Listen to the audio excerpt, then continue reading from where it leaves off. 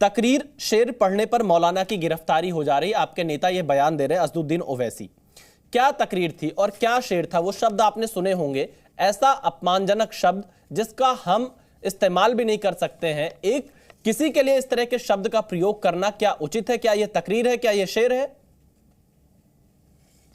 देखिए, जिन शब्दों की आप बात कर रहे हैं, मैं आपको याद दिला दूं विशाल भाई के शब्द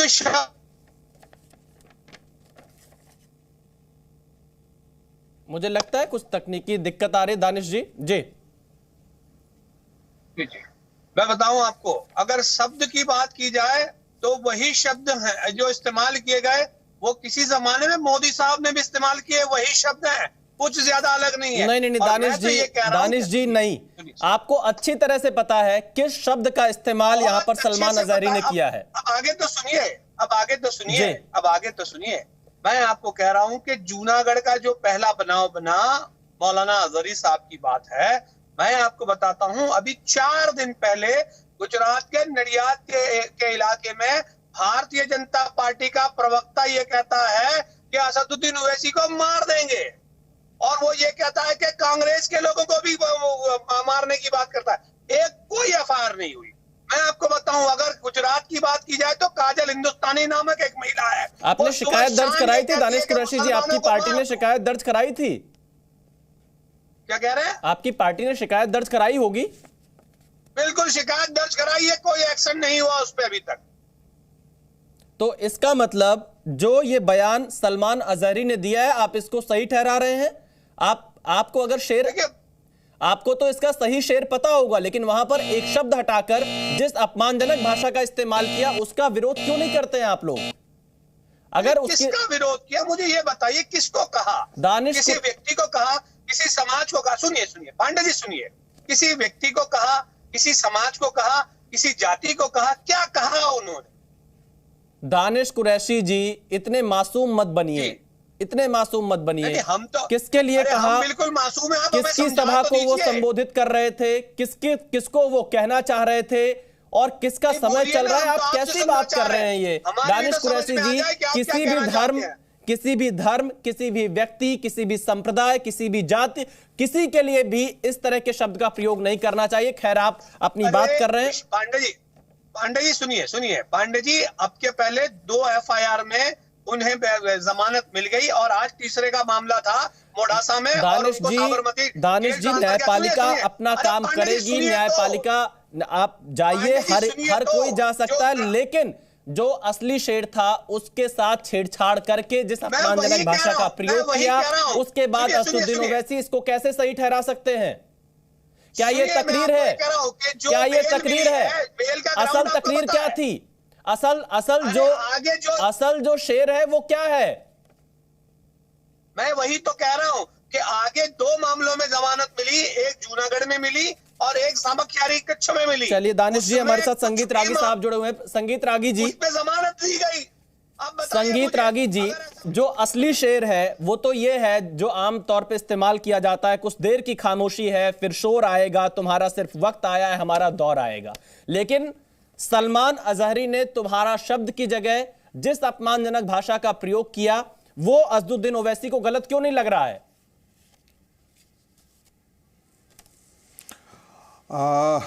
देखिए, वो शब्द का प्रयोग तो हम भी नहीं करना चाहेंगे, यहाँ पे दोहराना चाहेंगे, राष्ट्रीय चैनल है जी।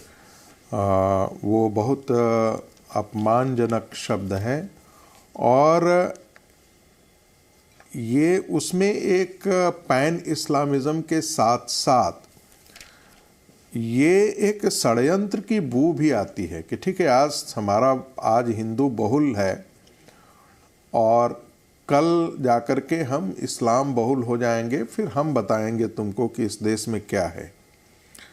तो एक प्रकार की इसमें धमकी भी है, एक प्रकार का पैन इस्लामिज्म भी है। तीसरी बात, आज के भारतीय न्यायिक व्यवस्था के प्रति अपमान भी है और उसके प्रति संदेह भी है। यानी कि आज यदि न्यायपालिका से यदि राम मंदिर बन रहा है तो उसके प्रति भी अपमान है, उसके प्रति भी एक प्रकार का ये टिप्पणी है, गलत टिप्पणी है। और मुझे लगता है कि ये असउद्दीन की पार्टी का शुरू से स्टैंड रहा है। अंतर सिर्फ इतना है कि असउद्दीन ओवैसी जब बात करते हैं तो वो कहते हैं कि मस्जिद थी, ताउम्र आज है, कल भी रहेगी, ताउम्र ता जिंदगी रहेगी। इसको जो है उनके लोग कहते हैं कि आज कुत्तों का वक्त है, कल हमारा वक्त होगा। संगीत जी देखिए शब्दों का मैं आपसे अनुरोध करूंगा, मैं आपको बिल्कुल यहाँ पे रोकूंगा। संगीत जी, इस तरह के शब्दों का प्रयोग बिल्कुल नहीं करना चाहिए। संगीत रागी, आप अपनी बात पूरी करिए। अरे भाई, मैं कह रहा हूं कि उन्होंने कहा है, उन्होंने कहा है। संगीत जी, उन्होंने कहा तो भी हमें ऐसे शब्दों के प्रयोग से बचना चाहिए, ऐसे शब्दों के प्रयोग से बचना चाहिए। आपको पता है? मैं देखिए जी, मुझे अपनी बात खत्म करने दीजिए। इस प्रकार की, इसलिए मैंने शुरू में कहा था, इस प्रकार की गाली गलौज की भाषा यदि कोई करेगा तो उम्मीद क्या करते हैं कि उसके हाथों में हथकड़ियाँ नहीं होनी चाहिए। यदि पूरे व्यवस्था को चुनौती देने वाला और सामूहिक समाज को धमकी देने वाला व्यक्ति हो तो क्या उसके हाथों में हथकड़ियाँ नहीं होना चाहिए? और उसके ऊपर यदि असउद्दीन ओवैसी राजनीति करते हैं तो उनका करना है, करने दीजिए। चलिए, अतिकुर रहमान हमारे साथ जुड़ रहे हैं। ये जाग गया है और वो अच्छी तरीके से जानता है क्या काम करना है। अतिकुर रहमान इस्लामिक रिसर्चर हमारे साथ जुड़े। अतिकुर रहमान जी, आपने सलमान अजहरी के बयान को सुना होगा, जो उन्होंने तकरीर दी जिसे शेर कह रहे हैं असदुद्दीन ओवैसी, क्या वो सही था या गलत था? अतिकुर रहमान जी। देखिए, जो बात कही जा रही है वो इजराइल के मुताल्लिक कही गई बात है और पूरी तरह से इजराइल ने जो कुछ भी किया है आज गाजा के ऊपर, हम उसको 101% सही मानते हैं। संगीत रागी जी उसको अगर इंडिया के कॉन्टेक्स्ट में कोट करना चाह रहे हैं तो संगीत रागी जी आपको इसको ठीक और सुधार करना पड़ेगा। दूसरी बात, मैं बिल्कुल आपके फेवर में हूं कि जो कोई इन शब्दों का इस्तेमाल करता है उसको जेल की सलाखों के पीछे होना चाहिए। उस व्यक्ति को भी जिसने कहा था कि गाड़ी के नीचे कुछ कुत्ते के पिल्ले अगर आ जाते हैं तो उसमें गाड़ी चलाने वाले का क्या कसूर है। किसने कहा था? नाम अगर जानना चाहते हैं तो मैं नाम भी बता सकता हूं। उसको भी सलाखों के पीछे होना चाहिए। और इंडियन कॉन्टेक्स्ट के अंदर बगैर किसी वजह के अगर इस तरह का कोई प्रयोग करता है भाषा का, तो उसकी अगर कोई जगह है तो सलाखों के पीछे। Have I made myself clear? Atikur Rahman जी, लेकिन ओवैसी तो प्रधानमंत्री मोदी का डर दिखा रहे हैं मुस्लिमों को। उनके भाषण आपने सुने? जी, डर किसका दिखाया जा रहा है? जो खुद डरा हुआ है। अतिकुर रहमान जी कैसी बात कर रहे हैं? उसका डर दिखाया जा रहा है और बात कर रहे हैं और पब्लिक उनके बहकावे में क्या आ जाएगी? नहीं। अतिकुर रहमान जी, आप प्रधानमंत्री नरेंद्र मोदी के बारे में कैसी बात कर रहे हैं? खुद डरा हुआ है। अतिकुर रहमान जी, अपने शब्दों को सुधारिए। वो देश के प्रधानमंत्री हैं। लीडर क्यों किसी को डराएगा? अतिकुर रहमान जी देश के प्रधानमंत्री हैं, वो देश के प्रधानमंत्री हैं, सेकंड टर्म प्रधानमंत्री बने हैं, बहुमत के साथ प्रधानमंत्री बने, जनता ने उनका सहयोग किया है। प्रधानमंत्री शुड वॉक द टॉक ना।